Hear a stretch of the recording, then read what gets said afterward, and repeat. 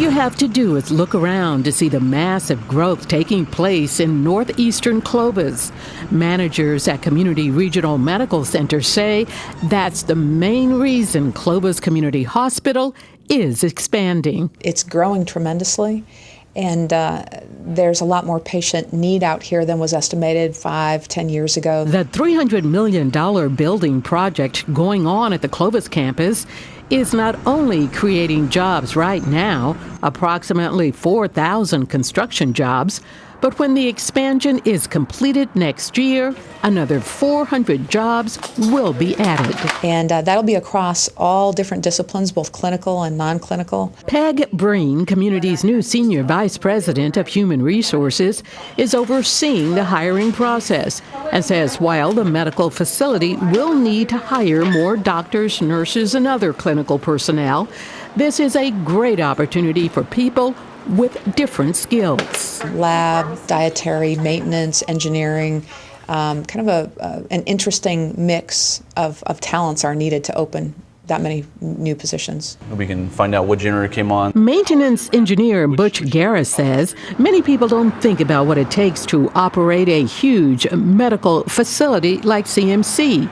He compares it to running a small city. I think one thing you have to realize is that at nighttime when patients are sleeping, everybody's sleeping, the engineering and maintenance department is working behind the scenes to ensure there's HVAC, water, steam, and all those important things that have to go on irregardless if people are sleeping or not. Garris has worked at Community for 16 years. He started at the bottom, changing filters on equipment.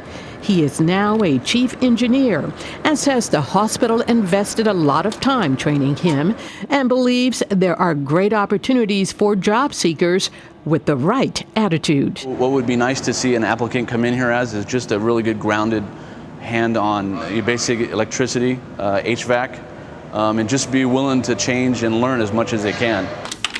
Shannon Merritt agrees, saying she's been given many opportunities to grow and learn in her position as a communications specialist, a job she says she would have never applied for. And not having any medical background, not being clinical person, I didn't think of even looking at the hospital for employment. Merritt was working as a volunteer at the hospital when the job opportunity came along. Further proof that giving of your time can lead to a job. The Human Resources Director has this advice for people with their eye on future employment with CMC. First, knowing your own skills, passions, desires, and the second is into networking. Put time into talking to people who are doing the jobs that you would like to do in the future.